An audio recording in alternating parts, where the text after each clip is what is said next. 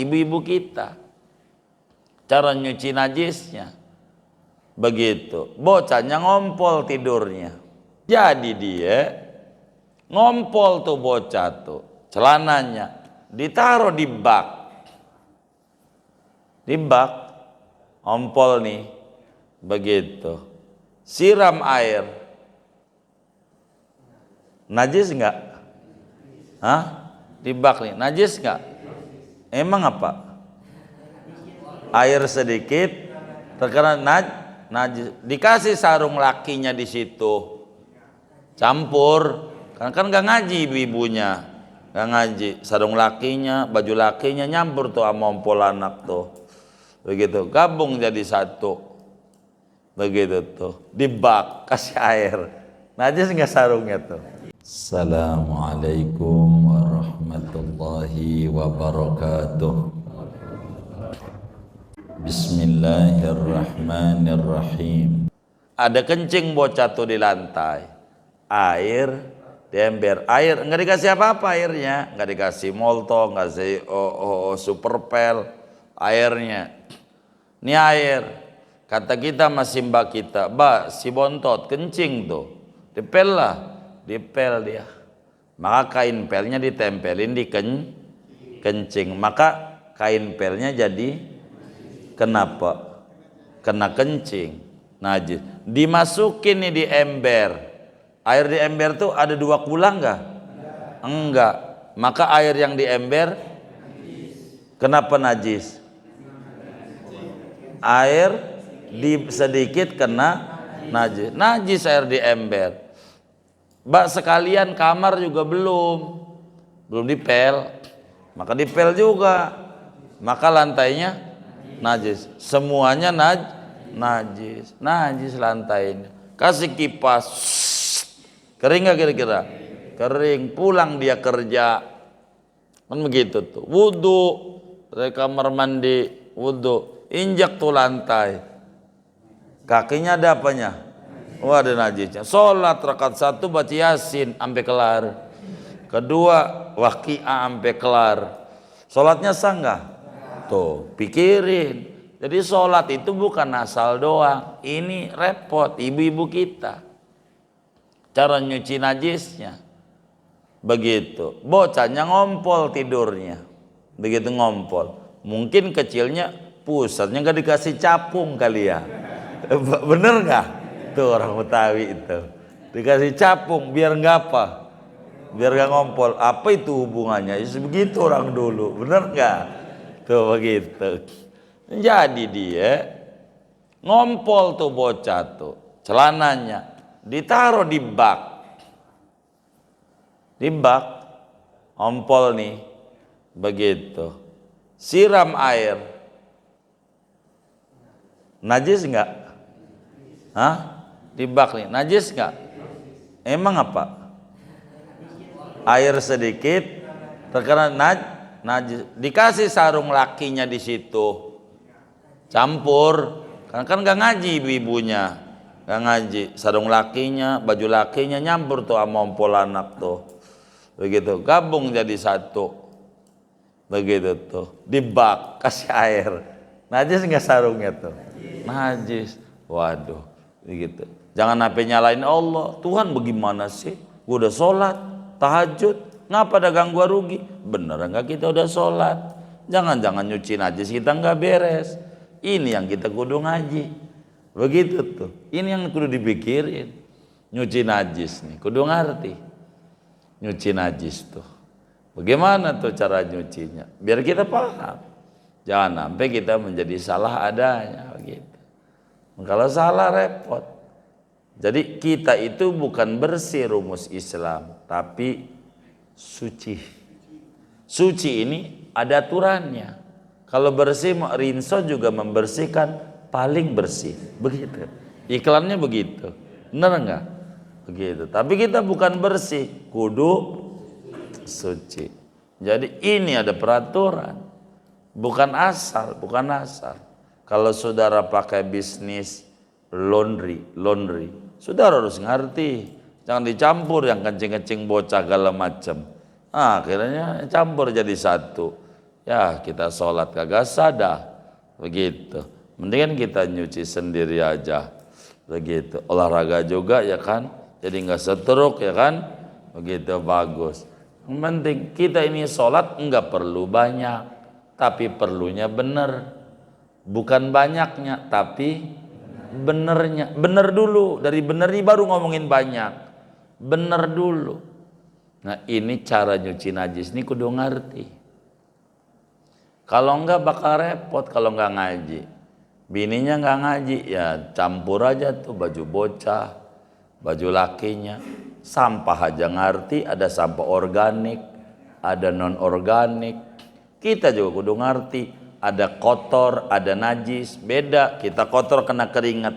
Itu namanya kotor, tapi tidak najis. Ini menyucinya satu lagu juga jadi.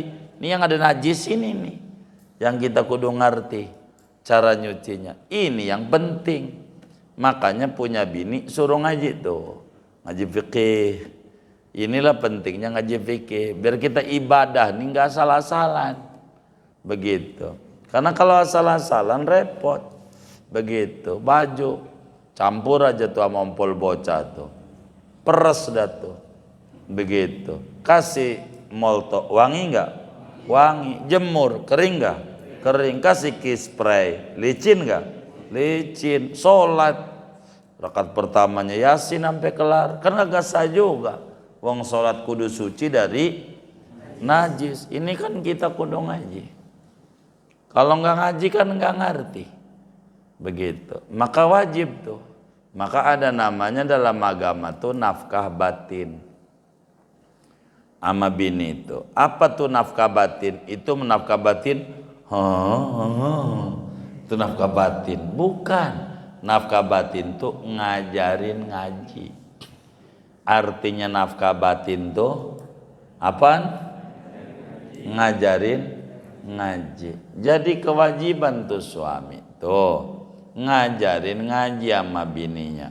Makanya kenapa suruh cari bini yang solehah, biar kita nggak ngurusin begitu. Kita ngurusinnya udah tinggal makan doang, urusan agamanya dia udah begitu. Alhamdulillah si bini saya soleha namanya. Ini bukan namanya, begitu. Kudu soleha nih, kudu ngerti, begitu. Namanya terserah, mau Markona kayak namanya terserah. Yang penting ngerti, suruh ngaji, wajib tuh ngaji. Kita tuh kalau kita enggak ngajarin ya hasil ngaji sama bininya suruh ngaji kemana ke guru mau teknis, nggak mesti guru mau Fahrudin gitu, kagak. Guru mau siapa ke, yang penting ngaji. Jangan nggak ngaji, sebab ini penting ngaji ini. Bahaya kalau nggak ngaji, bahaya. Kudu ngaji biar benar, begitu. Baik, begitu. Ini tanda udah belum ya? Oh belum. Jadi ngaji itu penting, saudara. Ini repot ibadah kita ini. Fa'amil wa kullu man bighairi ilmin ya'malu a'maluhu mardudatun la tuqbalu. Tiap-tiap orang yang ibadah enggak pakai ilmu, ibadahnya enggak diterima. Muslim itu artinya pasrah. Pasrah itu manut sama agama, bukan agama manut sama kita. Kita kudu belajar tuh cara nyuci najis bagaimana. Ibu-ibu tuh yang banyak bantuin laki nyuci, kudu ngaji. Repot begitu. Bukan asal nyuci-nyuci doang. Makanya kan sering kita mengeluh, ngapa gua hidup kayak begini-begini amat. Bukan ngapa gua, kewajiban kita jadi muslim udah apa belum. Maka ini yang ngaji kayak begini nih, orang nggak mau ngaji bab-bab begini nih. Tapi kalau tahlilan aja, apalagi malam ketiga rame banget. Emang dulu Jami kayak begitu? Enggak, enggak, alhamdulillah dah begitu. Ini kita nih kudu ngaji biar benar. Ini repot, ini ibadah masalahnya. Ibadah ini kan nggak asal-asalan. Ada bimbingan dan ada tuntunan dan aturan. di dalam agama. Tuh begitu. Lalu bagaimana cara membuat air najis biar suci kembali? Kan begitu. Bagaimana caranya merubah air najis biar kembali menjadi suci? Bagaimana caranya air najis ini biar kita bisa menjadi suci kembali? Maka caranya air najis biar suci kembali, pertama kata yai kita, wa idza zalat taghayyuru bi nafsihi. Pertama didiemin aja. Didiemin. Enggak dipakai. Kayak SPBU kan bahasanya cantik. Mohon maaf, sedang perbaikan. Padahal lagi bermasalah maksudnya. Bahasanya ada halus, perbaikan. Berarti kalau perbaikan ada masalah. Lagi diaudit dia. Nah, air kita biar gampang. Kita ambil aja kolam renang. Kolam renang tadi ada bangkainya, berubah jadi najis. Bagaimana caranya biar berubah nih kolam renang biar suci? Ambil bangkainya, tutup barang seminggu mah. Tutup, bilang aja di depannya sedang diperbaikan. Begitu. Padahal kagak diapa-apain. Diemin aja secara alami dengan angin nih. Yang tadinya bau akhirnya enggak bau, dah suci lagi. Tuh begitu. Namanya air najis jadi suci dengan cara didiemin. Yang model begini nih karena airnya banyak. Itu satu. Begitu satu. Kedua caranya ditambahin. Caranya ditambahin. Nih air nih najis. Begitu. Ada separoh. Anggap deh kolam renang. Separoh bau. Kita isi lagi sampai penuh. Pas penuh hilang baunya. Berarti suci kembali. Karena ditambahin. Ketiga, itu cara air najis biar menjadi suci. Ketiga, dikurangin air tuh. Dikurangin, ditimba, dibuang-buangin. Dibuang-buangin tuh air. Setelah dibuangin, buangin. Hilang baunya. Setelah hilang baunya, diintip lagi. Air nih banyak apa dikit? Banyak tuh 216 liter ke atas. Sisanya masih banyak. Anggap dia tadinya penuh. Ada bangkai ayam, bau. Kita buang bangkainya, kita buang-buangin airnya. Tinggal separoh. Enggak bau. Suci. Tuh begitu. Suci. Kayak begitu. Maka kayak di hotel-hotel tuh kayak begitu. Namanya disebut recycle. Jadi air habis mandi itu ditaruh di bawahnya ada bodeman gede. Ada bodeman. Dari bodeman ini gede air ini kencing segala macam najis. Tapi karena airnya banyak enggak bau, enggak berubah. Begitu. Suci, naikin lagi ke atas buat mandi lagi. Tuh begitu. Orang di hotel-hotel, apartemen kayak begitu. Gitu, namanya recycle. Nggak apa-apa. Tuh di hotel tuh airnya dari mana? Yuk kalau beli mah repot, ngebuangnya juga repot juga. Sebanjir, diputer-puter aja dia. Gitu, nggak apa-apa. Sama ini air di ember. Ini ember, kena kencing. Adalah 100 ember. Masing-masing ember tuh semuanya kena najis. Kita taruh di kolam. Tuang kolam 100 ember tuh taruh di kolam, enggak bau, suci. Begitu. Suci. Kayak begitu, suci. Gitu. Andai air itu najis, digabungin mencapai 2 kulah ke atas, hilang sifat najisnya tuh, warnanya, baunya, seterusnya, maka kembali menjadi suci, mensucikan. Itulah ngaji dalam filsafat air. Kita dari rumah ini bawa dosa, kumpul dalam satu tempat, kumpul rame-rame, ngaji, pulang suci, dosanya rontok. Orang ngaji tuh dosanya habis.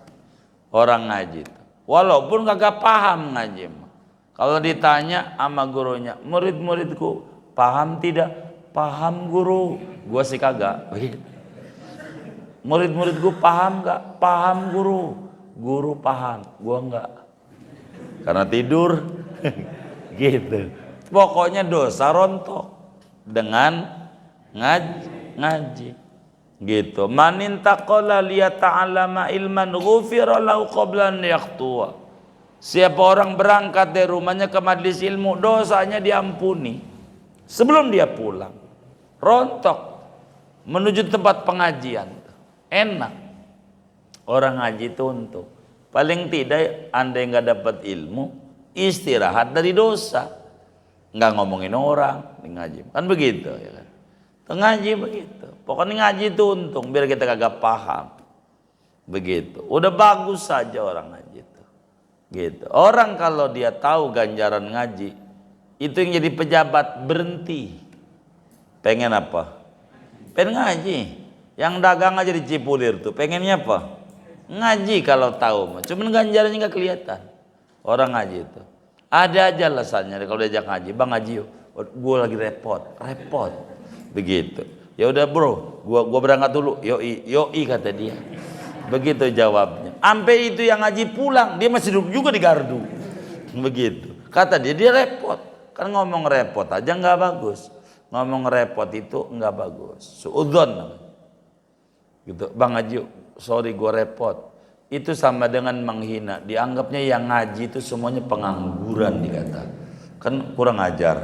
Kan yang ngaji juga repot enggak? Repot, tapi disempatkan. Karena waktu itu kalau bukan kita yang ngatur, tergulung kita oleh waktu. Enggak disadari, ujung-ujungnya udah ubanan aja, bener enggak? Begitu, udah tua kita, bener enggak? Begitu, sampai orang disemir lagi, keluar lagi, ya begitu. Dia mau bagaimana? Maka kita jangan nggak ngaji itu keuntungannya membuat ibadah kita diterima sama Allah. Bandingannya kayak orang belajar sepeda jatuh. Kalau orang belajar sepeda jatuh tuh ditertawakan apa dimaklumi? Ditertawakan apa dimaklumi? Kenapa dimaklumi? Masih belajar. Begitulah kita. Ketika malaikat bilang, ya Rabb, ini sholatnya kurang, catat aja ganjarannya. Kurang ya Rabb, masih ngaji dia. Tapi ngantuk, masih ngaji. Walaupun ngantuk juga, yang penting ngaji. Ini ngaji ini penting. Jangan nggak ngaji. Keuntungan besar.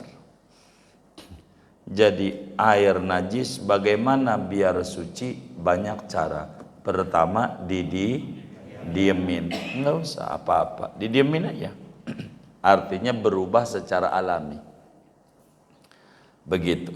Kedua, caranya ditambahin sampai hilang baunya. Ketiga, dikurangin sampai hilang baunya. Tapi kalau dikurangin catatannya sisanya masih dibaca, masih 2 kulah. Itu begitu makna daripada kitab kita. Maknanya begitu. Maknanya kayak begitu. Sehingga saudara-saudara sekalian, berapa untuk ukuran banyak?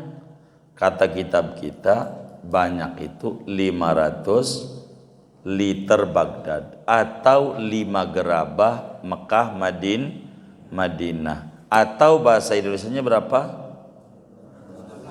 216 liter.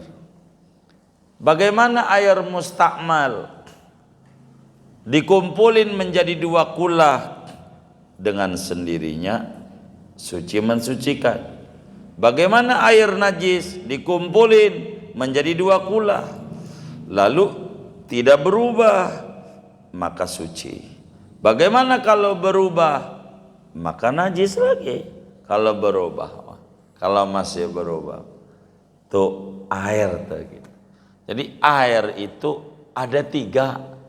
Ada air suci mensucikan, artinya suci mensucikan tuh buat wudhu boleh, dari minum dulu, buat minum boleh, masak boleh, wudhu boleh, mandi boleh, ngilangin najis boleh, nyuci barang najis boleh. Itu air suci mensucikan. Dua, air suci tidak mensucikan. Itu maknanya buat minum boleh, cuci tangan boleh, cuci tangan boleh, cuci tangan boleh, suci tidak mensucikan. Begitu. Buat masak boleh, tapi buat wudhu tidak boleh. Kalau air najis udah pasti. Buat apa aja enggak boleh. Tapi kalau buat nyiram pohon boleh. Buat betulin rumah, kan rumahnya ini ngambil dari Kali Pesanggerahan jauh. Dari Comberan aja masang batu batanya, karena begitu pada enggak apa-apa. Iya, dimanfaatin. Boleh. Itulah ngaji kita. Nah, selesailah bahasan tentang air. Tinggal kita berbicara ada benda najis yang dimaafin, ada benda najis yang tidak dimaafin pada air. Tapi saya tidak mau malam hari ini buat tanya jawab aja, biar enggak terlalu numpuk materinya, karena udah ngomongin benda bukan air lagi. Begitu, biar gampang. Bagaimana teh manis ada semut mati, hukumnya apa, itu nanti tuh materinya panjang uraiannya. Saya tidak mau malam hari ini, buat tanya jawab saja. Ada yang ditanya mungkin dari materi ini atau di luarnya sebelum doa, silahkan. Wallahu a'lam.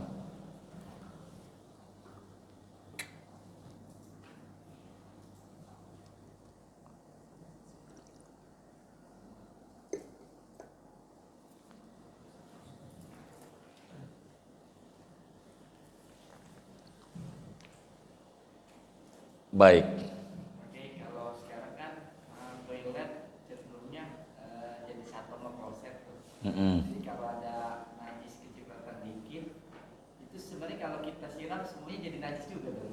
Enggak dong, kalau tergantung. Kalau kemudian lantainya itu kalau disiram kan bakal najis, itu kedorong sama air. Kalau dipel yang bakal jadi najis semuanya. Karena dipel ini kan kegosok semuanya. Maka disiram itu cara membersihkan lantai kan harus disiram. Makanya kalau ibarat lantai itu ada najisnya, kencing bocah yang bagus dibuat najis itu dari ainiyah menjadi hukmiyah. Kencingnya ini dikeringin aja dulu. Kencingnya tuh dikeringin. Udah kering tuh biar gampang dibunderin pakai spidol, pakai kapur. Biar tahu batas najis mana, batas suci mana. Setelah kita tahu, oh batas najisnya segini, baik. Nanti diguyur air. Begitu caranya. Tapi keringin dulu, biar nggak bercampur dengan najis sesudah kering. Begitu caranya. Nanti di bab cara ngilangin najis, karena kita kadongan aja lagi ngomongin air najis. Begitu. Nanti bakal diurai sama Yai pada bab tentang menghilangkan najis. Begitu. Di depan ada semuanya. Gitu, wallah alam.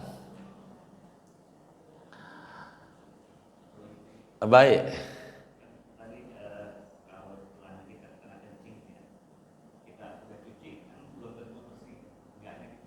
Baik. Jadi begini maksudnya. Kalau celana tuh kena kencing, ini cara nyuci najis pada air sedikit.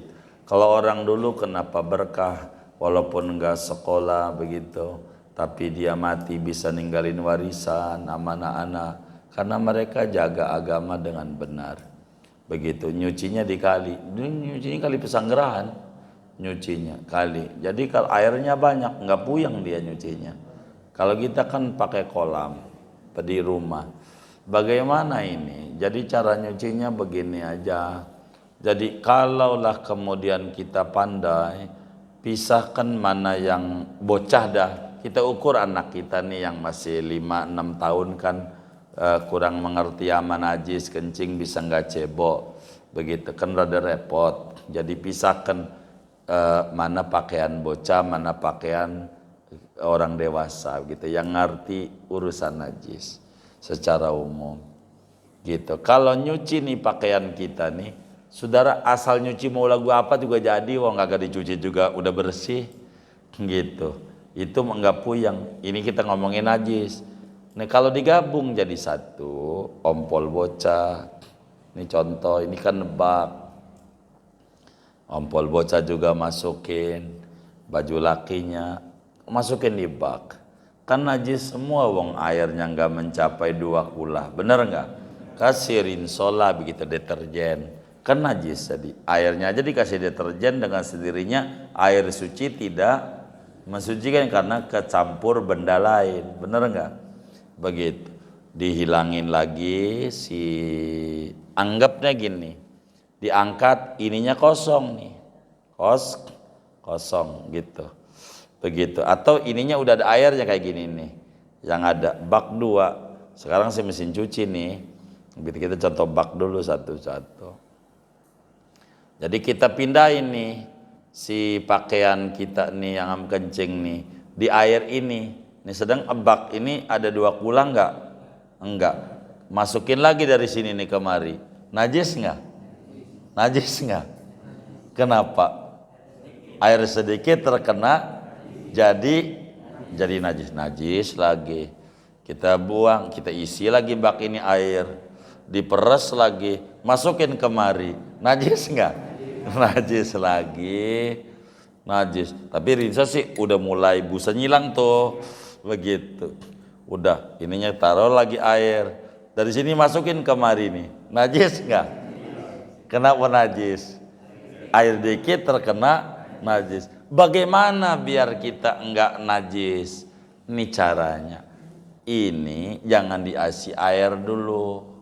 Jangan diisi air dulu. Sesudah ini busanya hilang nih, terakhirnya nih pakaian nih udah diperas kering, masukin pakaian dulu, baru digoyor air. Jadi air nibanin najis itu bakal jadi suci.